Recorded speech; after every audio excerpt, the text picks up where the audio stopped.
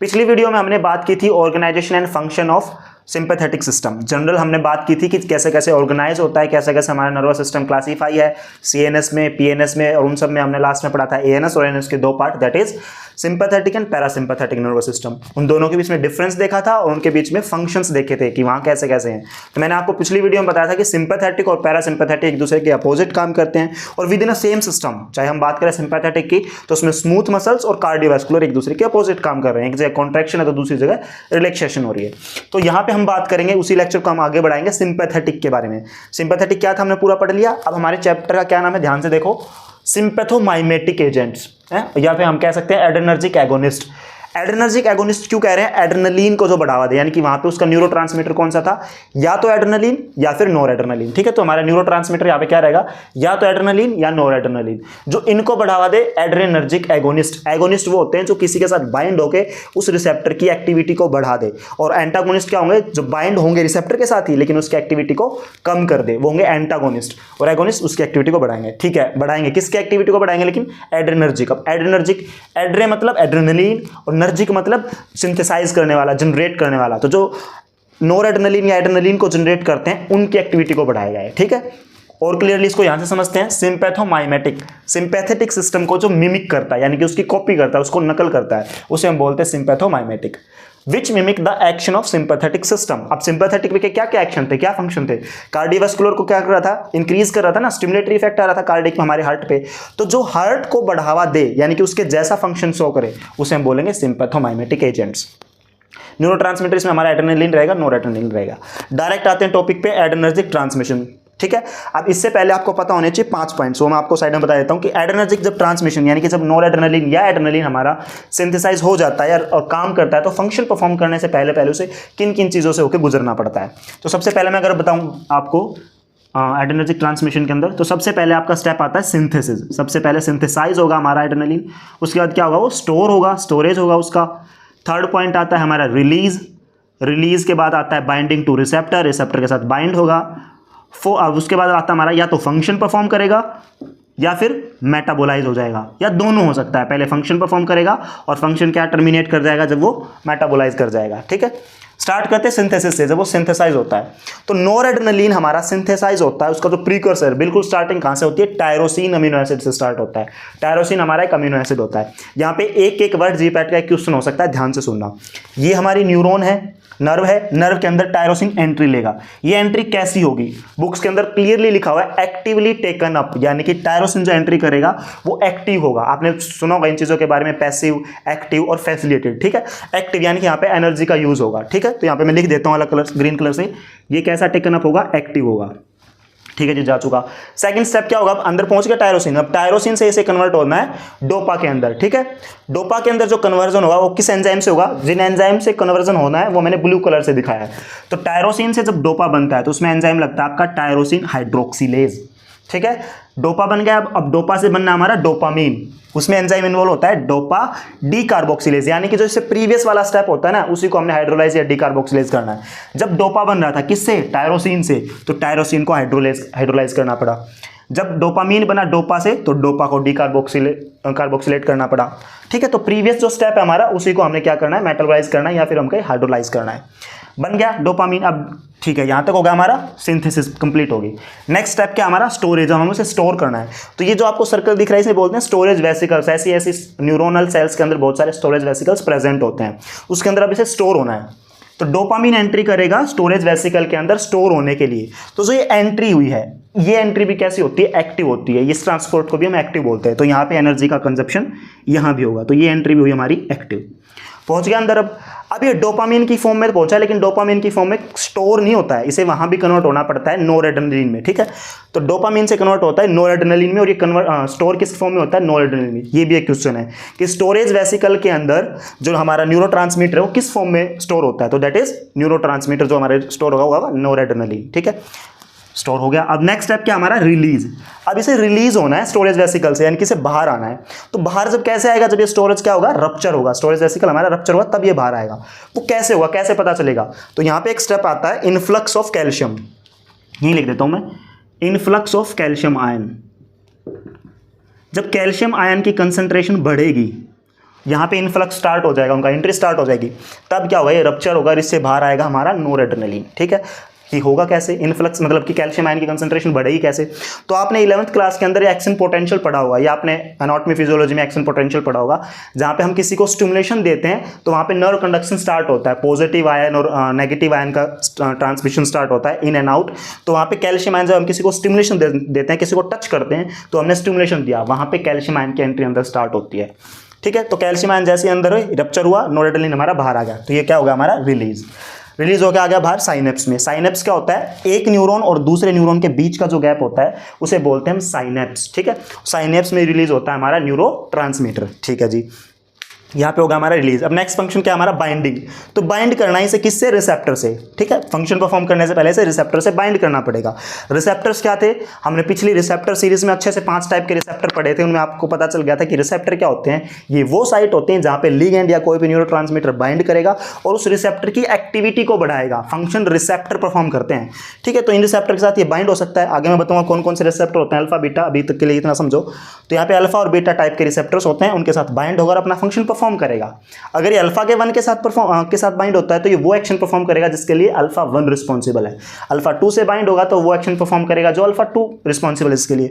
और अगर बीटा से बाइंड होता है तो बीटा के फंक्शन परफॉर्म करेगा। ठीक है, और उसके बाद लास्ट में क्या होता है, मेटाबॉलिज्म। मेटाबॉलिज्म कैसे होता है, ये 2 एंजाइम हमारे इंपॉर्टेंट होते हैं इनको मेटाबोलाइज करने के लिए, COMT। ठीक है, catechol methyl transferase and mono amino oxidase, COMT and MAO ये करते हैं। कैसे करते हैं, ध्यान से सुनो। COMT और माओ, देखो यहाँ पे हमारा रिलीज हो गया नोरेड्रेनालिन। अब कुछ तो क्या करेगा, इसमें बाइंड हो जाएगा, अपना फंक्शन परफॉर्म कर देगा। कुछ क्या करेगा, सर्कुलेशन यानी कि ब्लड में एंट्री ले लेगा। जो ब्लड में गया है वो लीवर में भी जाएगा और लीवर के अंदर प्रेजेंट होते हैं हमारे COMT and Mao.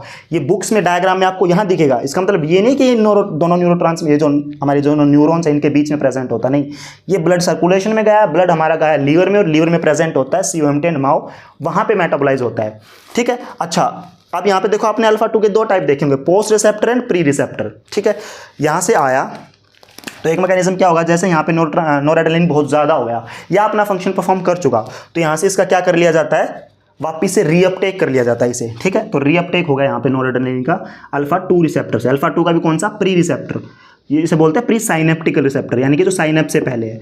Pre synaptic receptor alpha 2 और ये है हमारा अल्फा 2 का पोस्ट साइनेप्टिक रिसेप्टर। इसके थ्रू अंदर एंट्री लेगा, जब ये अंदर एंट्री लेगा तब सिर्फ और सिर्फ माओ काम करता है, ना कि COMT। क्लियर है, यहाँ पे कौन एक्ट करेगा, MAO, माओ काम करेगा और वापिस इसको अंदर एंट्री करा देगा। ठीक है जी, एक बार दोबारा से बात कर लेते हैं इसकी क्या क्या होता है। सबसे पहले होगी synthesis, storage, release, binding, function, metabolism. अंदर एंट्री के टायरोसिन ने, टायरोसिन के बाद कन्वर्ट हुआ डोपा में, डोपा से कन्वर्ट हुआ डोपामीन में, डोपामीन ने एंट्री करी स्टोरेज वेसिकल में, वहाँ पे जाके कन्वर्ट हुआ नोरेड्रेनालिन में, नोरेड्रेनालिन के रिलीज हुआ आफ्टर इनफ्लक्स ऑफ कैल्शियम, वो उसका रिलीज हो गया, बाइंडिंग किया इसने रिसेप्टर के साथ, फंक्शन परफॉर्म किया, या फिर मेटाबोलाइज होगा, ब्रेक डाउन हो गया COMT और माओ के द्वारा। ठीक है जी, अब रेड कलर से मैंने क्या शो किया हुआ है, तो ये हम देखते हैं जो इन स्टेप को प्रिवेंट करते हैं। ठीक है, पहला आपका ड्रग है या एंजाइम है मी टायरोसिन, मैंने माइनस का साइन लगाया जो बताता है इनहिबिट करता है। तो मी टायरोसिन क्या करता है, इस स्टेप को रोकता है, टायरोसिन के डोपामीन में कन्वर्जन को रोकता है। ये क्वेश्चन जीपैट का क्वेश्चन है। टायरोसिन के डोपा में कन्वर्ट होने करवाता कौन है, टायरोसिन हाइड्रोक्सिलेज, और करवाने से रोकता कौन है, मी टायरोसिन। क्लियर है, वैसे ही जब डोपामीन स्टोरेज वेसिकल के अंदर एक्टिवली टेकन अप किया जाता है तो उस प्रोसेस को कौन रोकता है, रेजरपिन, यहाँ भी मैंने माइनस का साइन लगाया, रोकता है। अच्छा, एक आगे क्या है, ब्रिटाइलियम एंड गुआनिथिनिडीन, ये किसे इनहिबिट करता है, ये रिलीज को इनहिबिट करता है। ठीक है, यहाँ पे रिलीज कौन, ये स्टोरेज पे एक्ट करता है, ये कन्वर्जन पे एक्ट करता है और रिलीज पे, तो ये सारी ड्रग क्या करती है, इनको रोकती है। इस तरफ आओ, कोकेन एंड ट्राईसाइक्लिक एंटीडिप्रेसेंट, ये क्या करती हैं, ये इसके रीअपटेक को रोकती है। यहाँ पे क्या हो रहा है, रीअपटेक हो रहा है इसका। ठीक है, ये इसका रीअपटेक, न्यूरोनल रीअपटेक बोलते हैं इसे, रीअपटेक को रोकती है। Cocaine and tricyclic antidepressant, tricyclic antidepressant कैसे इसको काम करती है, आगे हम चैप्टर पढ़ेंगे एंटीडिप्रेसेंट, तब आप अच्छे से समझ पाओगे कैसे काम करते हैं यहाँ पे। अब बात करते हैं इनके रिसेप्टर्स के बारे में। उससे पहले बात करते हैं मेटाबॉलिज्म के बारे में बात कर रहे थे। तो मेटाबॉलिज्म के बाद एड्रेनलिन हो या नोरेड्रेनालिन, वो COMT और माओ के द्वारा तोड़ दिया जाता है। वेनिलाइनिल मैंडेलिक एसिड मेटानेफ्रिन एंड नॉरमेटानेफ्रिन, ये इसके क्या है, मेटाबोलाइट्स है। अच्छा, आप सोचोगे कि सर यहाँ पे तो सिर्फ नॉरएड्रेनालिन का रिलीज करवाया, एड्रेनालिन तो कहीं आया ही नहीं। और बात करें हम दोनों की, एड्रेनालिन और नॉरएड्रेनालिन, तो एड्रेनालिन कहाँ होता है? तो देखो न्यूरॉन्स आपकी पूरी बॉडी के अंदर डिस्ट्रीब्यूटेड है, लेकिन आपका जो एड्रेनल मेडुला होता है, जो किडनी के जस्ट ऊपर सिचुएटेड होता है, सिर्फ वहीं की जो न्यूरॉन्स हैं वहां कन्वर्जन होता है नॉरएड्रेनालिन का एड्रेनालिन के अंदर। ठीक है, मेडिसिनल केमिस्ट्री के अंदर आप पढ़ोगे इन चीजों को कि जो मिथाइलेशन कर दिया जाता है नॉरएड्रेनालिन का, तो एड्रेनालिन में कन्वर्ट होता है सिर्फ और सिर्फ एड्रेनल मेडुला में, इसके अलावा कहीं नहीं। बाकी हर जगह काम करता है आपका नॉरएड्रेनालिन, वहां पे काम करता है आपका एड्रेनालिन। क्लियर है? अब नेक्स्ट स्टेप क्या हमारा, types and distribution of receptor, किसके टाइप क्या होता है और कहां कहां डिस्ट्रीब्यूटेड होता है। टाइप हमारे दो जनरल, अल्फा एंड बीटा।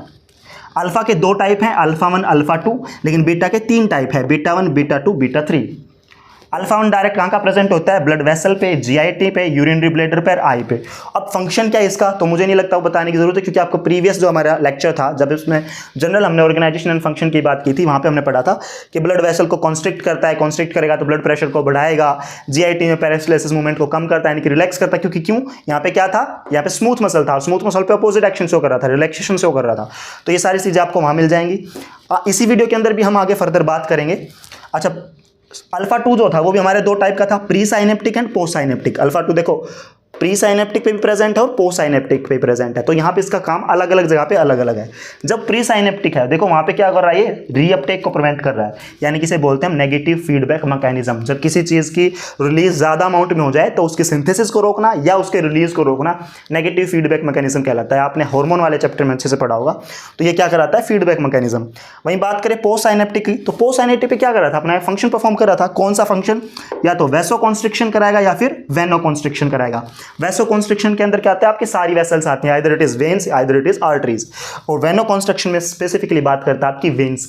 इसके बारे में जो हम, ये तो अभी सिंपैथोमाइमेटिक है, सिंपैथोलाइटिक का जब हम जिक्र करेंगे वहां हम डिटेल में पढ़ेंगे कि आर्टेरियल डायलेशन क्या होता है और वेनो डायलेशन क्या होता है, आर्टेरियल कॉन्ट्रैक्शन क्या होता है और वेनो कॉन्स्ट्रिक्शन क्या होता है। वहां पे आपकी मेजॉरिटी ऑफ डाउट्स क्लियर हो जाएंगे। ठीक है, तो यहाँ पे वैसो कॉन्स्ट्रिक्शन और वेनो कॉन्ट्रैक्शन दोनों ही फंक्शन परफॉर्म करता है, और दोनों ही केसेस में हमारा ब्लड प्रेशर बढ़ेगा है। ठीक है, तो क्लियरली ब्लड प्रेशर हमारा बढ़ेगा। अब बात करते हैं बीटा पे, तो इसके भी 3 टाइप है, beta 1 beta 2 and beta 3। Beta 1 कहाँ प्रेजेंट होता है, बीटा 1 प्रेजेंट होता है हमारे हार्ट पे, और हार्ट पे कैसे एक्शन परफॉर्म करता है, ये स्टिमुलेटरी एक्शन परफॉर्म करता है। ठीक है, दूसरा किडनी पे प्रेजेंट होता है, किडनी पे प्रेजेंट होता है हमारा बीटा 1। वहां पे क्या करता है, वहां पे कराता है ये सोडियम एंड वाटर रिटेंशन, यानी कि हमारी बॉडी के अंदर वाटर की अमाउंट ज्यादा रखता है, रिटेंशन कराता है, एक्सक्रीट होने से रोकता है या कम एक्सक्रीट कराता है। अब सोचो अगर हमारी बॉडी के अंदर वाटर ज्यादा है तो कैसे होता है, वाटर को ऐसे तो नहीं ना, हमारी बॉडी के अंदर कोई अलग से पार्ट है, कोई पाउच है जिसके अंदर वाटर स्टोर रहता है। वाटर हमारी बॉडी में रहता है, ब्लड के अंदर मिक्स रहता है ब्लड के अंदर। और जब ब्लड के अंदर वाटर ज़्यादा होगा तो ब्लड का वॉल्यूम ज़्यादा होगा, ब्लड का वॉल्यूम ज़्यादा होगा तो ब्लड वेसल्स के ऊपर ज़्यादा प्रेशर लगाएगा। तो अल्टीमेटली हम कह सकते हैं इसका डायरेक्ट इफेक्ट हमारे ब्लड वेसल्स पे भी आता है, यानी कि ब्लड प्रेशर को बढ़ाता है। क्लियर है? उसके बाद बात करते हैं बीटा 2 की। बीटा 2 कहाँ का प्रेजेंट, अच्छा बीटा 2 का भी 2 तरीके का एक्शन है, स्टिमुलेटरी भी है एज वेल एज इनहिबिटरी भी है। स्टिमुलेटरी एक्शन शो करता है लीवर पे और एक्वस ह्यूमर पे। लीवर पे क्या करता है, लीवर पे कराता है ग्लूकोनियोजेनेसिस। ठीक है, और आपका एक्वस ह्यूमर यानी कि आई के अंदर हम इन्हीं चैप्टर्स में जो सिंपैथोमाइमेटिक लाइटिक कोई सारा हमारा एएनएस चल रहा है, इसमें आगे जाके पढ़ेंगे हम ग्लूकोमा।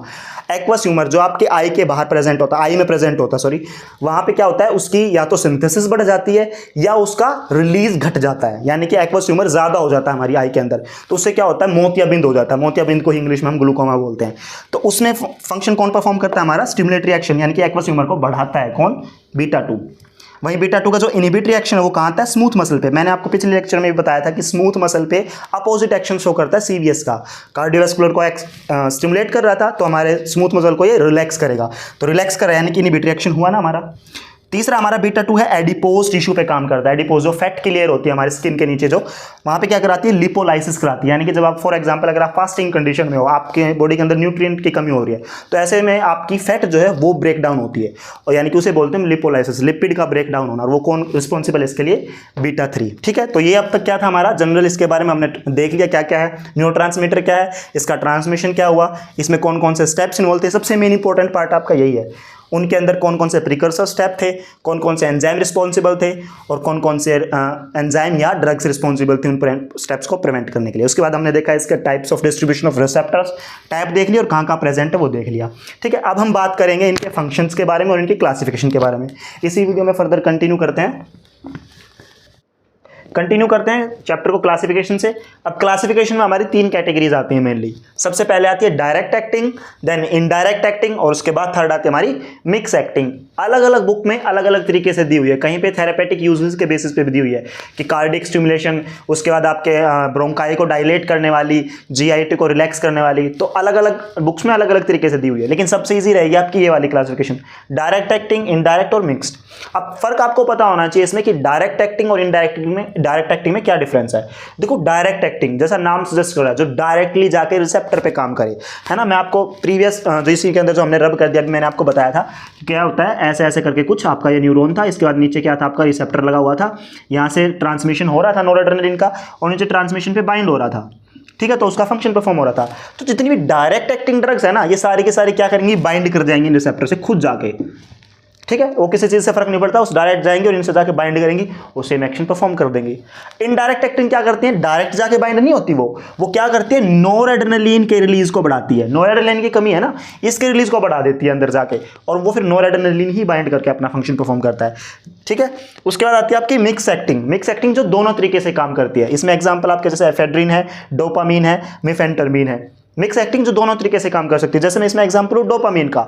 डोपामीन क्या है, प्रीकर्सर है नोरेड्रेनालिन का, यानी कि खुद यहां पे बाइंड होकर भी काम कर सकता है। या फिर क्या करेगा, इनडायरेक्ट एक्टिंग, यानी कि जैसे आपको पता है डोपामीन से क्या बनता है स्टोरेज वेसिकल के अंदर, इससे जस्ट पहले डोपामीन से था ना हमारा नेक्स्ट जो प्रीकर्सर था नोरेड्रेनालिन से, तो नोरेड्रेनालिन के रिलीज को भी बढ़ाएगी और दूसरा खुद डायरेक्ट एक्टिंग भी काम कर सकती है, ठीक है। तो दोनों तरीके से काम करेंगे, that is mix acting.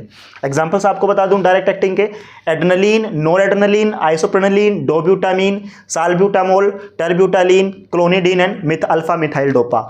Indirect acting में amphetamine, methamphetamine, methyl phenidate. Mix acting में आ गया आपका इफेड्रिन, डोपामीन एंड मिफेंटरमीन। अब ऐसा नहीं है सिर्फ इतनी ही ड्रग्स हैं, आपको अलग अलग बुक्स में ढेरों ड्रग्स मिल जाएंगी, लेकिन अगर आप इतनी भी याद रख पाते हैं तो सफिशिएंट है, क्योंकि यही वो ड्रग्स हैं जो बार बार रिपीट होगी आने वाले चैप्टर्स में। जैसे जब आप पढ़ोगे हिस्टामिन वाला जब चैप्टर पढ़ते हो आप आगे चल के, ऑटोकोइड्स आगे पढ़ोगे आप, तो यहाँ पे अल्फा मिथाइल डोपा, क्लोनिडीन या एंटी एमिटिक ड्रग्स जब आप पढ़ते हो तो इन्हीं ड्रग्स का बार बार जिक्र होता है, क्लोनिडीन, अल्फा मिथाइल डोपा। तो इसलिए मैंने वो एग्जाम्पल्स लिखे हैं जो जनरली आप जिनसे फैमिलियर हो गए आने वाले लेक्चर्स में, ठीक है। नेक्स्ट चलते हैं इनके फंक्शन पे। तो फंक्शन क्या है इनका, ये भी मैंने आपका जो फर्स्ट वीडियो बनाई थी उसमें आपको समझा दिया था अच्छे से। सीवीएस और स्मूथ मसल में डिवाइड किया था फंक्शन को। सीवीएस को भी 2 पार्ट में डिवाइड किया, कार्डियो एंड वेस्कुलर। कार्डियो मतलब हार्ट पे क्या क्या हो रहा था, हार्ट के हर एक एक्शन को इंक्रीज कर रही थी, either it is heart rate, force of contraction, velocity conduction, automaticity और कार्डियक आउटपुट, हर एक को इंक्रीज कर रहा था। बस मैंने आपको इनकी दूसरी टर्म में इनको क्या बोलते हैं वो भी आपको साथ साथ बता दिया था, ठीक है। जैसे हार्ट रेट को बढ़ा रहा तो क्या था, वो क्रोनोट्रोपिक इफेक्ट था। तो पॉजिटिव क्रोनोट्रोपिक, यानी कि यहाँ पे मैं लिख सकता हूँ कि कैसा एक्शन शो करेगा, पॉजिटिव क्रोनोट्रोपिक। अगर आपके फोर्स ऑफ कंट्रैक्शन को बढ़ा रहा है तो पॉजिटिव आइनोट्रोपिक। उसी तरीके से अगर आपकी वेलोसिटी ऑफ कंडक्शन को बढ़ा रहा है तो पॉजिटिव डर्मोट्रोपिक, ठीक है। तो ये भी आप याद रख सकते हो साइड में। ब्लड वेसल पे कैसा एक्शन शो करेगा, स्टिमुलेटरी एक्शन शो कर रहा है अभी सीवीएस पे, तो कंस्ट्रिक्शन कराएगा, उनको कंस्ट्रिक्ट कराएगा तो ब्लड प्रेशर बढ़ेगा। उसके बाद आती है स्मूथ मसल। स्मूथ मसल कहाँ का प्रेजेंट, आपकी लंग्स, जीआईटी, यूरिनरी ब्लैडर और यूट्रस, इन्हें रिलैक्स करेगा। आप इसको ऐसे भी लिख सकते हो फंक्शन कि एक स्मूथ मसल के अंदर ही सबको इंक्लूड कर दिया, या अलग अलग आप हेडिंग डालो, lungs, GIT, urinary bladder, uterus, वही आपको फिर कंटेंट बढ़ाने का एक तरीका होगा आपके लिए। लंग्स के अंदर क्या करेगा, ये रिलैक्सेशन कर रहा है, यानी कि डायलेशन कर रहा है, आपके ब्रोंकाई को डायलेट कर रहा है। तो क्या इसे हम यूज कर सकते हैं अस्थमा में, डेफिनेटली कर सकते हैं। मैं बार बार इस चीज को रिपीट क्यों करता हूं पिछले लेक्चर में भी, इसमें भी, क्योंकि ये क्वेश्चन पूछा जाता है कि क्या अस्थमा में दी जा सकती है या नहीं दी जा सकती। पैरासिम्पैथेटिक जो ड्रग होती है वो कॉन्ट्राइंडिकेटेड होती है अस्थमा के अंदर, पैरासिम्पैथेटिक ड्रग्स नहीं दी जाती है, ठीक है। यहाँ पे मैंने एग्जांपल लिखा साल्ब्यूटामोल, और जब आप अस्थमा वाला चैप्टर पढ़ोगे तो सबसे ज्यादा साल्ब्यूटामोल ही दी जाती है, तो इसका मतलब इन्हें दे सकते हैं। फिर आता है आई का भी मैंने आपको बताया था, मिड्रियसिस कोज करता है, पैरासिम्पैथेटिक मियोसिस कोज करता है। मिड्रियसिस में डी लगता है तो मतलब डायलेशन ऑफ प्यूपिल, आपका जो ब्लैक पार्ट आपके आई के अंदर इसको डायलेट कर देता है, इसका साइज बढ़ा देता है। ग्लैंड्स क्या होती है, आपका डिक्रीज सिक्रीशन। ग्लैंड्स के अंदर जो सिक्रीशन वो डिक्रीज होता है, इसको भी याद करने का तरीका मैंने बताया था। जब फाइट और फ्लाइट की सिचुएशन आती है तब आपका एड्रेनलिन, नोरेड्रेनालिन रिलीज होता है। उस टाइम पे फॉर एग्जांपल जब आप घबरा रहे होते हो, एंजाइटी होती है या डरे हुए होते हो, तो आपका गला सूखता है, ठीक है। तो यानी कि आपका जो सलेवरी सिक्रेशन था वो कम हुआ था, इसलिए हम कह सकते हैं डिक्रीज सिक्रीशन। उसके बाद बात करते हैं यूज की। तो यूज इसका याद करने का सबसे ईजी तरीका है, इसका एक मैनोमेक है ABCDE, ठीक है, इनके बारे में पढ़ते हैं। ए मतलब एनाफाइलेक्टिक शॉक। अब एनाफाइलेक्टिक शॉक होता क्या है? एनाफाइलेक्टिक शॉक होता है जब एलर्जी बहुत ज्यादा हो जाए। ठीक है, आपको एक दो मधुमक्खी ने काटा कोई दिक्कत नहीं, आपको नॉर्मल एलर्जी होती है, आप इंजेक्शन वगैरह लगा के ठीक हो जाते हो। लेकिन अगर आपको बहुत सारी मधुमक्खियां एक साथ काट ले तो उसमें अल्टीमेट केस ये भी देखा गया है कि डेथ हो जाती है, जिसे हम बोलते हैं एनाफाइलेक्टिक शॉक। सीवियर एलर्जी जब हो जाए, सीवियर हाइपर सेंसिटिविटी रिएक्शन जो कि पेनिसिलिन भी कॉज करती है, बहुत सारी आपके एंटीबायोटिक्स कॉज करती हैं, उसमें क्या होता है? एनाफाइलेक्टिक शॉक आ सकता है। तो सबसे पहले उसका हाइपर सेंसिटिविटी टेस्ट किया जाता है। एनाफाइलेक्टिक शॉक क्या होता है? जब आपके एलर्जी की फॉर्म बहुत ज्यादा हो जाए, बहुत ज्यादा आपकी बॉडी में हिस्टामिन रिलीज हो जाए। ठीक है, तो उसके अंदर हम यूज कर सकते हैं क्या? अगर एनाफाइलेक्टिक शॉक आने वाला, इंस्टेंट डेथ होती है इसके अंदर, उसके अंदर हम क्या यूज कर सकते हैं? एड्रेनलिन। कितना यूज कर सकते हैं? 1:1000 रेशियो में डायलेशन करते हैं इसकी, और इसे हम यूज कर सकते हैं। एनाफाइलेक्टिक शॉक में एक तो एड्रेनलिन फेमस है, दूसरा आपका हाइड्रोकोर्टिसोन भी देते हैं। ये याद रखने के लिए आप याद रख सकते हो सिंपल कि क्या क्या दे सकते हैं, एक तो एड्रेनलिन, दूसरा हाइड्रोकोर्टिसोन। कितना इसका डायलेशन देते हैं? 1:1000 रेशियो में देते हैं। ए हो गया anaphylactic shock. B bronchial dilation, जैसे आपको बताया कि लंग्स को क्या करती है? रिलैक्स करती है, डायलेट करती है, तो ब्रोंकियल डायलेशन, यानी कि अस्थमा के अंदर भी इसको हम यूज कर सकते हैं। दूसरा आता है कार्डियक स्टिमुलेशन। कार्डियक, या देखा था ना हमने यहाँ पे, सीवीएस को क्या कर रही थी? स्टिमुलेट कर रही थी, तो कार्डियो वेस्कुलर के अंदर कार्डियक स्टिमुलेशन हम इसे यूज कर सकते हैं। ठीक है। डी है आपका डिले। डी मतलब delay action of local anaesthesia. Local anaesthesia होते हैं जो लोकली आपके किसी भी ऑर्गन पे, किसी भी सिस्टम को लोकली डिसेंसिटाइज करे, यानी कि उसकी कॉन्शियसनेस खत्म हो जाए। ठीक है, सर्जिकल ऑपरेशन कोई भी ऐसा परफॉर्म करने से पहले आपके लोकल पार्ट को क्या किया जाता है? डिसेंसिटाइज किया जाता है, एनेस्थाइज किया जाता है। तो उनके एक्शन को डिले कर देती है, यानी कि जहां पे 1 घंटा या 2 घंटे के लिए उनका एक्शन आना था, वहां उनका 4 से 5 घंटे तक भी डिले हो सकता है। तो डी मतलब delay action of local anaesthetic. E मतलब एपिस्टेक्सिस। अब एपिस्टेक्सिस क्या होता है? एपिस्टेक्सिस होता है ऊजिंग आउट। ठीक है, ऊजिंग आउट को, इन एपिस्टेक्सिस को ये पहली बात तो डिक्रीज करती है, मैंने ये नहीं लिखा ना इंक्रीज डिक्रीज करती है।